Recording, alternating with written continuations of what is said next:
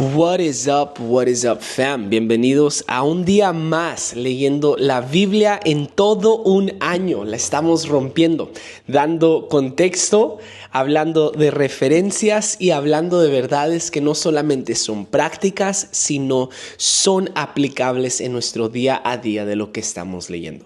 El día de hoy estoy contento porque iniciamos un nuevo libro. Estamos en la carta de los Hebreos. Estamos en el capítulo 1, 2, 3 y 4 de Hebreos. Así que ya te la sabes, ponle pausa al video. ¿Por qué? Porque no nos vamos verso por verso, sino es que en realidad hacemos referencia de algunos de los versos, hablamos del contexto y hablamos de estas verdades que tú y yo podemos aplicar en nuestro día a día. Entonces me imagino que le pusiste pausa, me imagino que leíste y que ya regresaste a este video. Ahora, algo que me gusta hacer al inicio de cada libro es lo siguiente: hablar del contexto, del por qué se escribió, del cuándo se escribió, de quién lo escribió y acerca de estas cosas que tenemos que abrir nuestros ojos a lo largo de nuestra lectura de todo el libro de Hebreo. Ahora, algo que tenemos que entender es de que Hebreo no solamente es un libro teológico, es un llamado radical a la fe. Y quisiera preguntarte, ¿alguna vez has sentido la tentación de volver atrás en tu caminar con Cristo? Como si fuera más fácil regresar a lo que conocías en lugar de seguir adelante hacia lo desconocido. Bueno, eso es exactamente el dilema que estaban enfrentando los creyentes a quien se le escribió Hebreo. Y es por eso que lo convierte en una carta fenomenal. Es por eso que lo convierte en un libro increíble. Y es por eso que, a pesar que muchos lo llaman carta, yo me atrevería a llamarle un sermón, tal vez, una predicación. Ahora, la carta de los Hebreos fue escrita para cristianos judíos que estaban enfrentando una persecución brutal bajo el reinado de Nerón.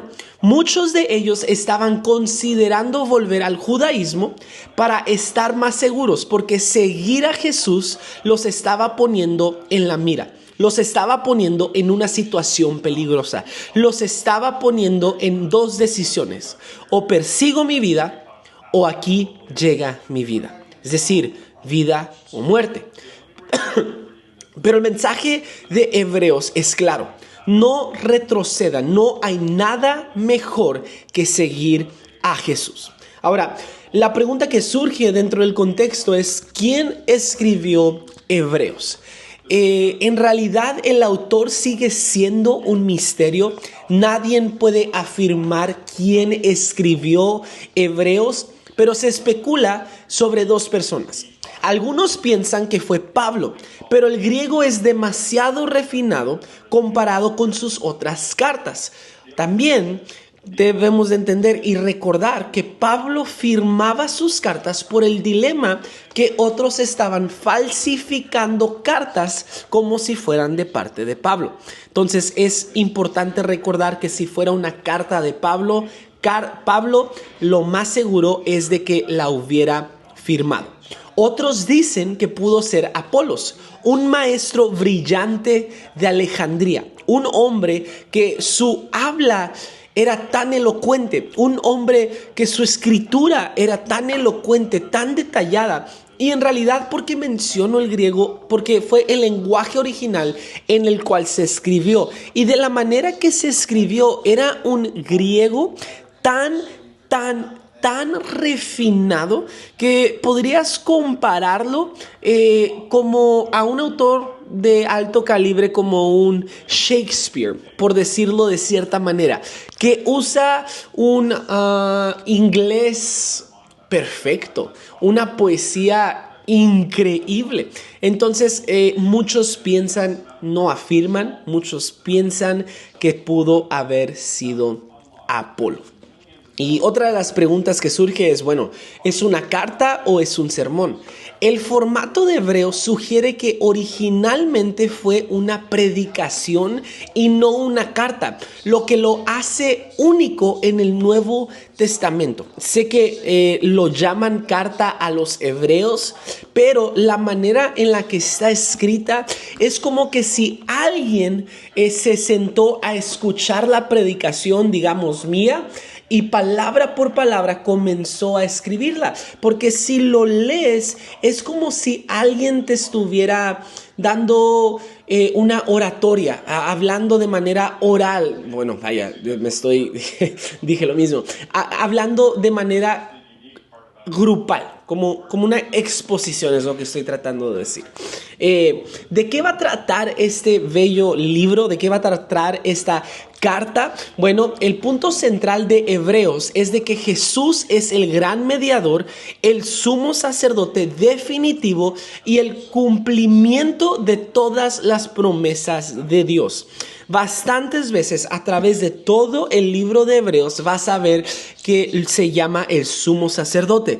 Vas a ver que Jesús es el gran mediador. Vas a ver que en Él es quien se cumplen las promesas de Dios. De hecho, los primeros capítulos del 1 al 4 explican el por qué Jesús es más grande que los ángeles, que Moisés y dos figuras claves para los judíos. Recuerda, Él es el mediador final, no necesita otro sistema, otra religión o más sacrificios, sino el cumplimiento de la ley está y fue y es en Jesús.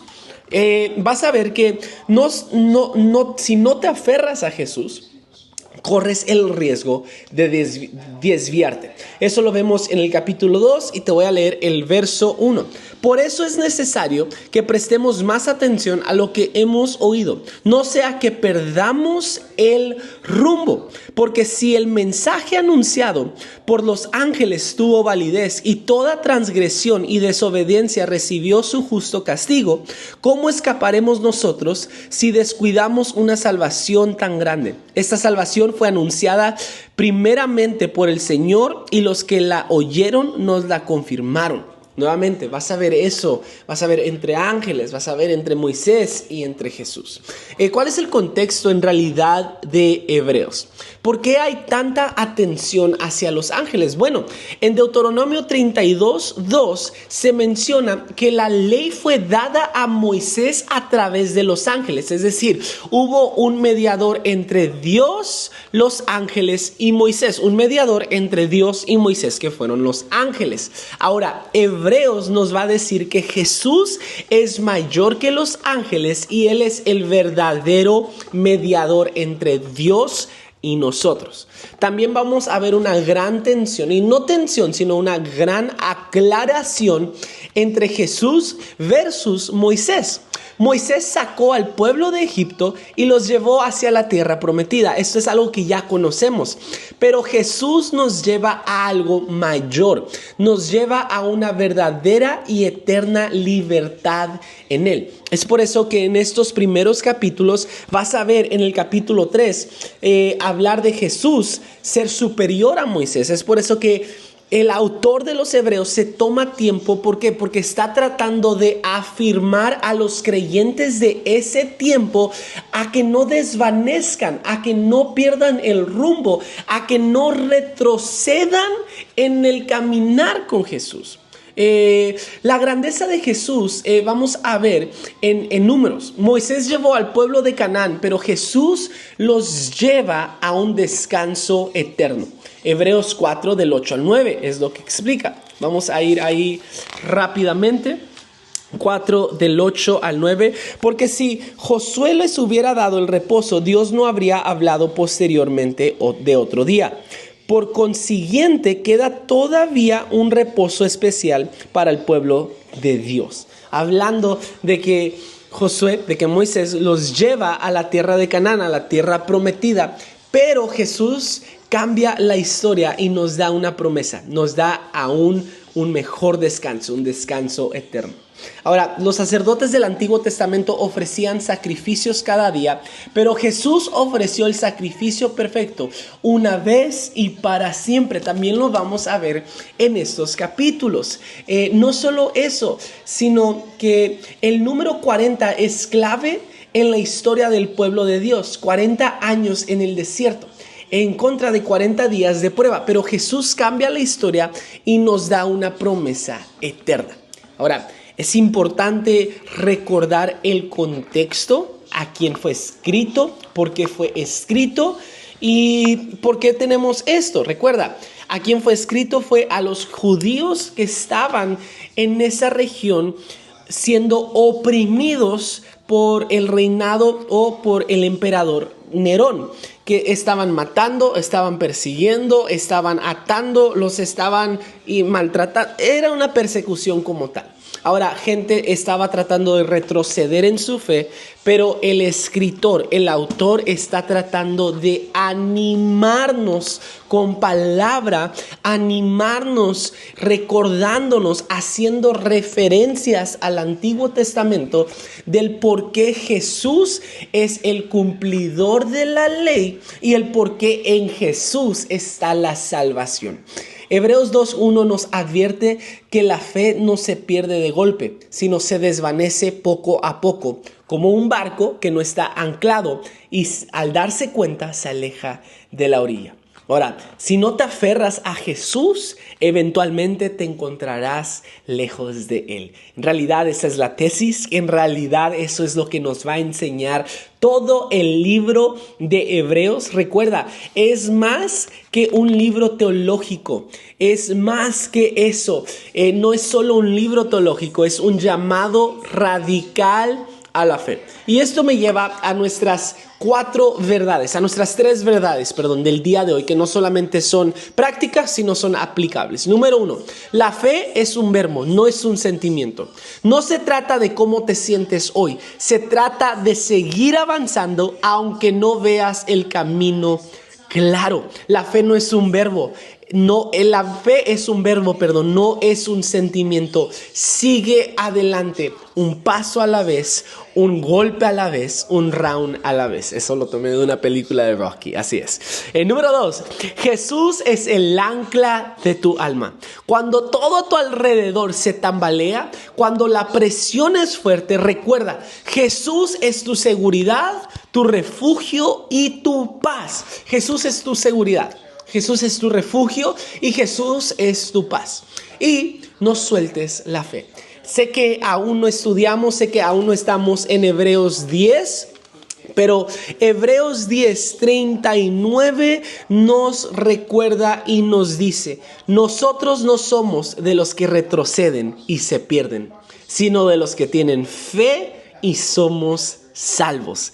Nosotros no somos de los que retroceden y se pierden, sino de los que tienen fe y son salvos. Sabes, hoy me gustaría desafiarte a lo siguiente: ¿estás sosteniendo tu fe o la estás dejando ir poco a poco?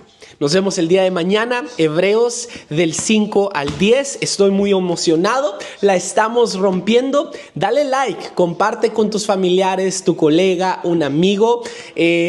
Hoy Y este es el año que terminamos de leer la Biblia juntos de la manera correcta.